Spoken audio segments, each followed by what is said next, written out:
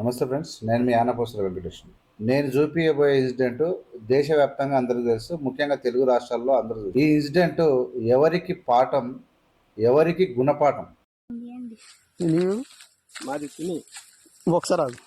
నువ్వెవరు చెప్తున్నా మీరు ఎవరో బుజ్జి నువ్వు ఒకసారి నువ్వు బట్టలు ఇప్పి ఇక్కడ అమ్మాయి చేపట్టుకుంటా పట్టుకోవడం మీరు ఎవరు ఎవరు నేను ఎవరు నేను మున్సిపాలిటీ కౌన్సిల్ నేను ఎక్కడ మున్సిపాలిటీ కౌన్సిల్ నేను మున్సిపాలిటీ కౌన్సిలర్ ఇలా తీసుకొచ్చి తోటలో తీసుకొచ్చి అమ్మాయిని పాడు చేస్తున్నావా? పాడు చేస్తాం మేము. అమ్మాయి బాత్రూమ్ కూర్చుందంటే అమ్మాయి ఏంటి అమ్మాయి చేపట్టుకుంటాను.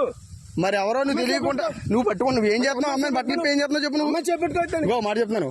ఒక 8వ తరగతి బాలిక, ఒక 70 ఏళ్ల వృద్ధుడు. వీళ్ళలో చివరికి వృద్ధుడు ప్రాణాలు పోయే పరిస్థితికి వచ్చింది. ప్రాణాలు పోయాడు, చెరువులో దిగి చనిపోయాడు. అది అందరికి తెలుసు.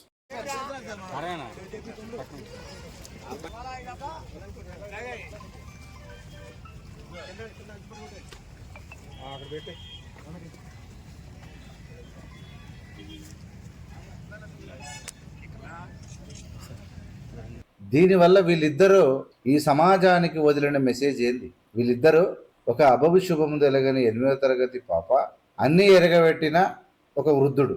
వీళ్ళిద్దరిలో అంటే ఈ సమాజంలో దొరికితే దొంగ, దొరకకపోతే దొర. అలా సినిమాలలో చూసినాం మనం. అప్పుడు మొత్తం సినిమాలలో వసే రామరామ సినిమా నుంచి కూడా ఇదే. అంటే అప్పుడు తెగబలిసిన దొరగాడు అన్ను మిన్ను కన్ను మిన్ను కనవాలని ఒక దుర్మార్గులు చేసేటువంటి అప్పుడు అఘాయిత్యాలు అప్పుడు అనేటివి. ఇప్పుడు చాటుమాటంగా అవకాశాన్ని బట్టి అభం శుభం చేయని పిల్లలని ఎందరో మంది ఇలాంటి పనులు చేసి ఎంతోమంది జైలుకు పోయారు, ఎంతోమందికి ఉరిశిక్ష పడ్డది. ఎన్నో జరిగిన సమాజం పాఠాలు నేర్చుకోకపోవడానికి కారణాలేంటి? ఎందుకు ఈ క్షణకాల సుఖాల కోసం? ఇందులో మ్యాక్సిమం తెలివైన వాళ్ళు ఉన్నారు, చదువుకున్న వాళ్ళు ఉన్నారు. ఎందుకు ఇట్లా ఒకసారి తీసుకొచ్చి తోటలో తీసుకొచ్చి అమ్మాయిని పాడు చేస్తున్నావా? పాడు చేస్తాం మేము. అమ్మాయి బాత్రూమ్ కూర్చుందంటే అమ్మాయి అమ్మాయి చేపట్టుకుంటాను. మరి ఎవరో నువ్వు తెలియకుండా నువ్వు పట్టుకుని నువ్వు ఏం చేస్తున్నావు? అమ్మాయి బట్టలు ఏం చేస్తున్నావు చెప్పు. నువ్వు చేపట్టుకోవచ్చు మాట చెప్తున్నాను. అమ్మాయి బట్టలు ఇప్పుడు నేను చెప్తాను, పోలీసులకు ఫోన్ చేస్తే కానీ బయట బుజ్జి మీరు చిన్నపిల్లలు తీసుకొచ్చి ఏం చేస్తున్నారు ఇక్కడ తోటలోకి? మీకు ఎక్కడ మీరు అడ్రస్ అయితే ఏ ఊరు మీది?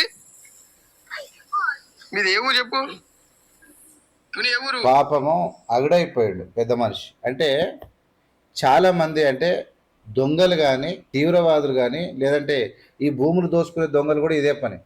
అంటే దొరకకుండా ప్రయత్నం చేసిన వాళ్ళు ఎందరో. సోషల్ మీడియా లేకపోతే ఎంతమంది ప్రాణాలు పోయో తెలియదు.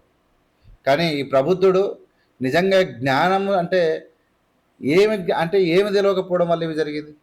ఏ పొరపాట్ల వల్ల ఇలాంటివి జరుగుతాయంటే, పెద్ద మనిషి అయితే వయసు వస్తే సరిపోదు.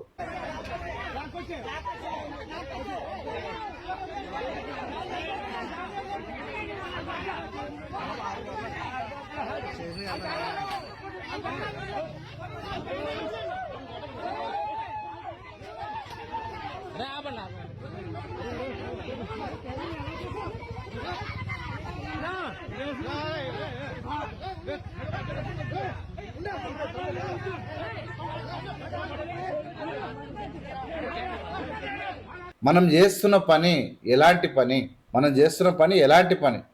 ఈ సమాజంలో క్షణకాల సుఖం తర్వాత అవతలి వాళ్ళ భవిష్యత్తు ఏంది, అసలు చట్టాలు ఏం చెప్తున్నా ఉన్నాయి, మన బాధ్యత ఏంది అని తెలుసుకోకుండా ఎందరో మంది, ఒక్కరు కాదు, ఈ స్థాయి ఆ స్థాయి అని కాదు, అంటే ఒక స్వార్థం అనేది, ఒక అద్దుభయం లేని సుఖం అనేది, ఇది ఏ కూలీలనో ఏ అజ్ఞానులనో కాదు, అందరి లోపల. విమానంలో తిరిగే వాళ్ళకు కూడా ఈ కకృతి బుద్ధి వచ్చింది. మనం చాలా మందిని చూసినాం, ఎగ్జాంపుల్ మనం ఎన్నో చూసినాం.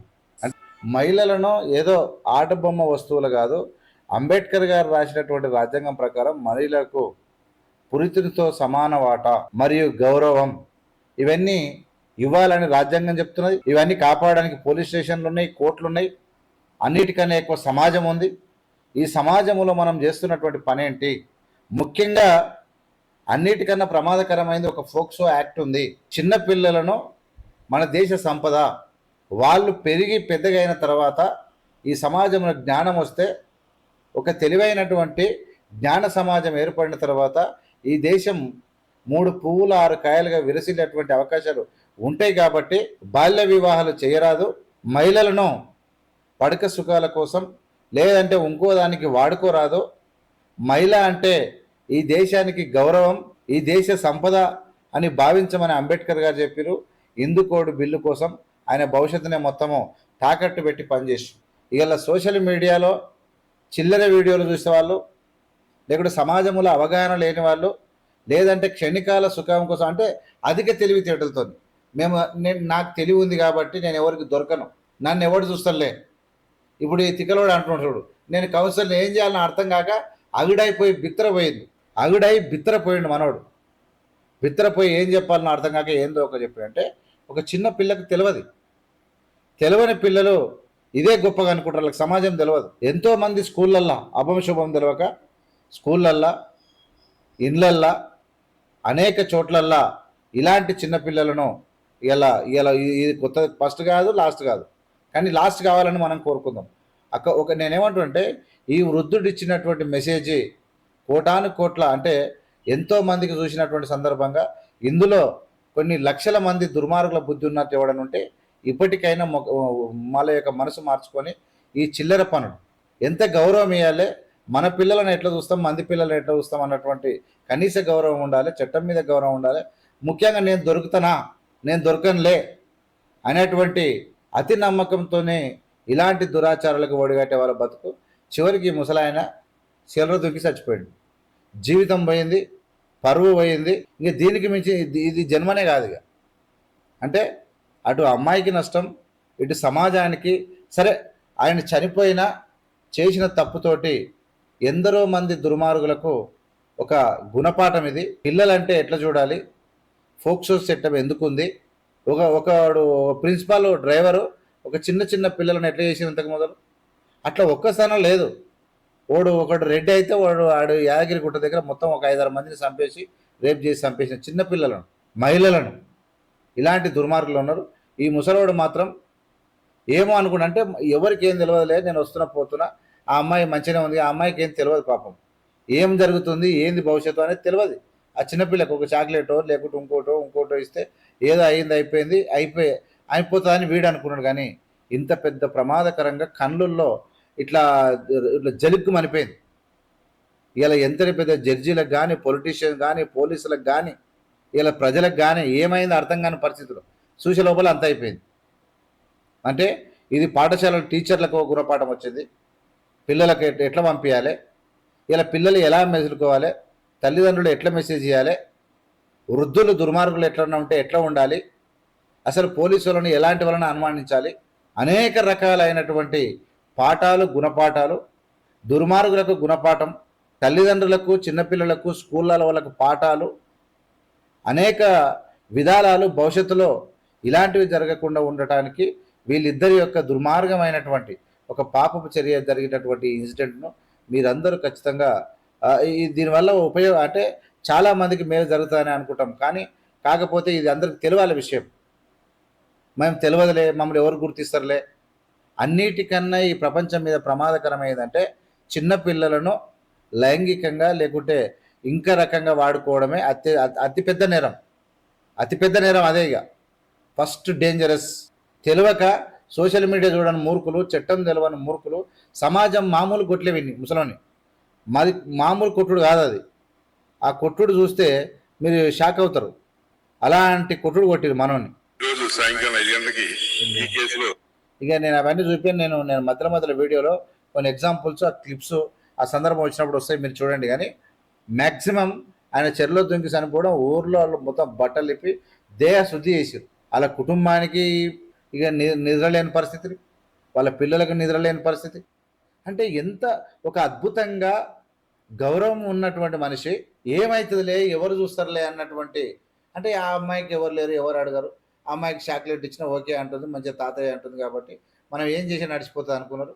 ఎక్కడో అక్కడ దొరికిపోతే ఎవడో ఒకటి చూసిండు, కర్మ కాలినప్పుడు ఇటువంటివి జరుగుతాయి. అంటే నేను ఎవరికి చెప్తున్నా, తప్పు చేసిన వాళ్ళు ఇది అయిపోయిన వాళ్ళు కాదు, ఇంకా ఎంతోమంది ఇంతకు మొదలు ఎంతోమందిని చేసిరు, బయటపడనివి కొన్ని, సెటిల్మెంట్వి కొన్ని. అంటే ఎన్ని అయినా చేస్తారు, ఎంతకైనా తెగదారుస్తారు. కానీ ఈ తప్పును మాత్రం వదులుకోని వాళ్ళకి మాత్రమే ఇది గుణపాఠం. సమాజము దేహశుద్ధి చేస్తుంది, బతికి వేస్ట్. ఇక ఆ రోజే మన జన్మ లాస్ట్ అయిన సంగతి గుర్తెరగని దుర్మార్గులకు తెలిసే వరకు ఈ వీడియో షేర్ కావాలి. ఎందుకంటే ఇది ఎంతో మందికి పాఠమే, ఇది గుణపాఠమే.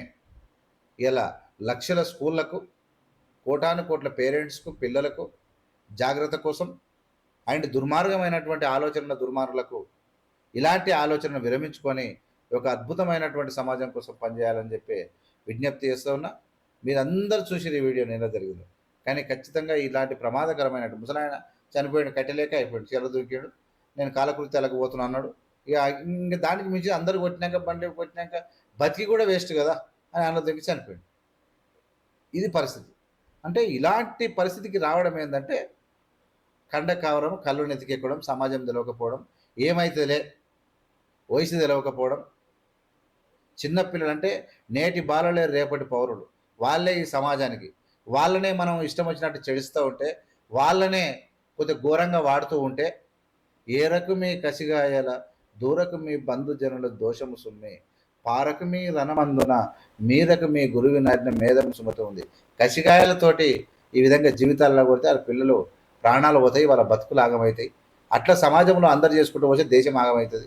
కాబట్టి అత్యంత ప్రమాదకరమైనటువంటి కేసు. కాబట్టి దీన్ని ఏ దుర్మార్గుడు, చాలామంది, ఒక్కడు కాదు, టీచర్లు ఎందరో మందిని చూసినాం, గవర్నమెంట్ ప్రైవేట్ వాళ్ళు ఎంత చిల్లరగాళ్ళు, వాళ్ళకు వయసు ఇలా కూడా చేసిన వాళ్ళని చూసినాం. మనం ఉన్నత రాజకీయ నాయకులు చిల్లరగాళ్ళని చూసినాం. మొన్ననే కర్ణాటకలో చూసినాము, ఒక ప్రధానమంత్రి మనవడే, మాజీ ప్రధాని మనవడే జైల్లో ఉన్నాడు. ఇలా పరిస్థితి ఒక్కరు కాదు, ఇలాంటివి ఉంటాయి. కాబట్టి ఖచ్చితంగా ఈ తప్పులు చేయకూడదు, అసలు ఆ థాటే రాకూడదు మనిషి అన్నప్పుడు. కాబట్టి అలాంటి విషయాలు అందరికీ తెలియకపోతే మాత్రం ప్రమాదకరంగా ఉంటుంది. చూస్తూనే ఉండండి ఏవిఎం మీడియా. లైక్ చేసి, షేర్ చేసి, సబ్స్క్రైబ్ చేసి ప్రజలకు పంపాల్సింది. విషయం అర్థమైందని అనుకుంటున్నాను. Thank you.